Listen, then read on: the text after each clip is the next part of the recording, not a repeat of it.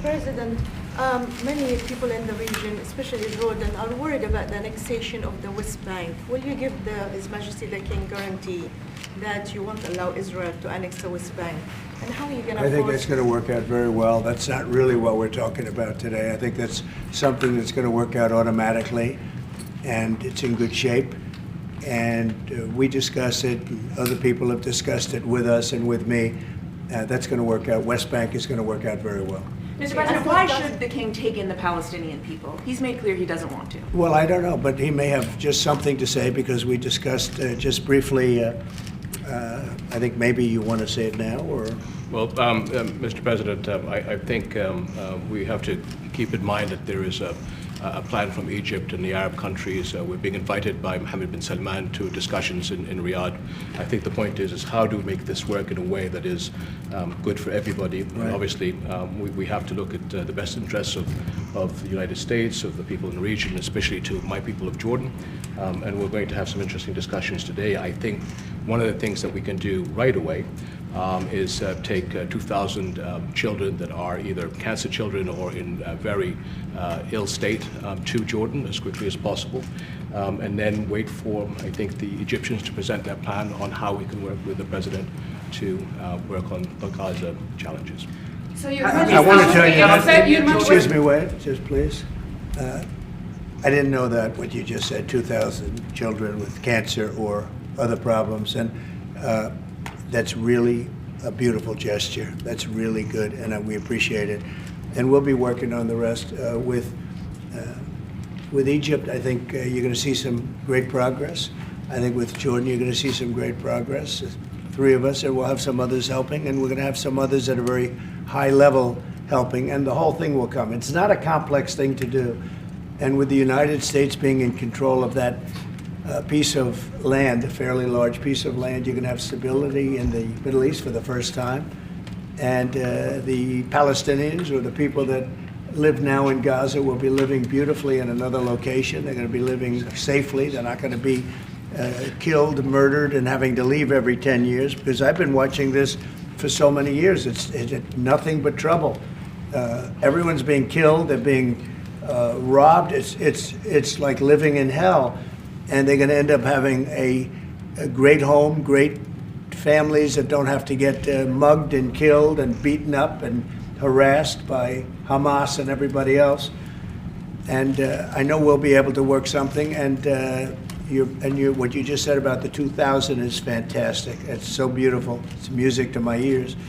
But we're going to be able to work something, and I know we'll be able to work something also with I believe, not 100%, but 99%. We're going to work out something with Egypt. But Mr. President, during your election campaign, Mr. President, how is the U.S. going to own Gaza? Your White House has made clear taxpayer dollars won't be used for this. So what money are you going to use to buy Gaza? We're not going to buy anything. We're going to have it, and we're going to keep it, and we're going to make sure that there's going to be peace, and there's not going to be any problem, and nobody's going to question it.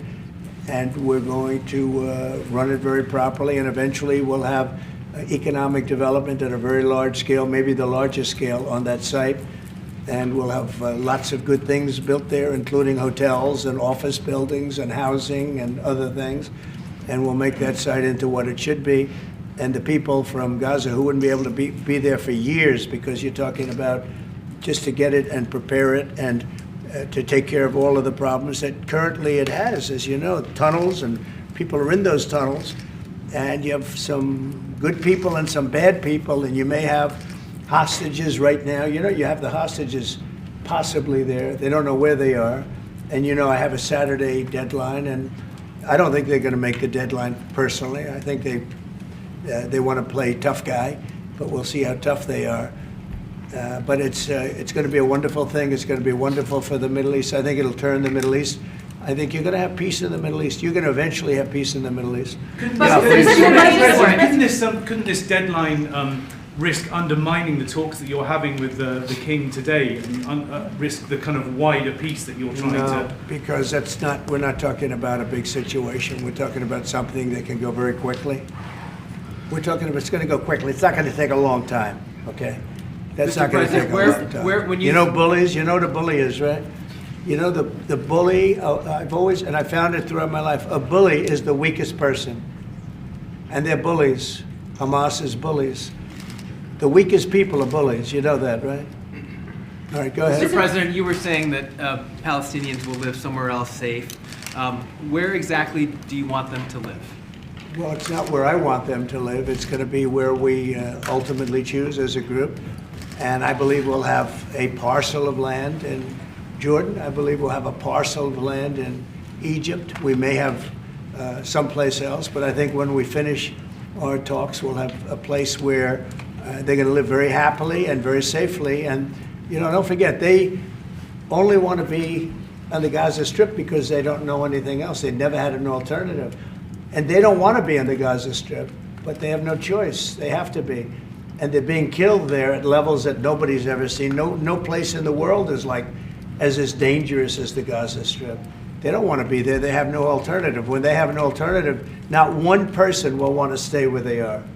Nobody wants to stay there. They're living in hell. It's a death trap. Mr. President, how do you know that the Palestinians don't want to leave their land?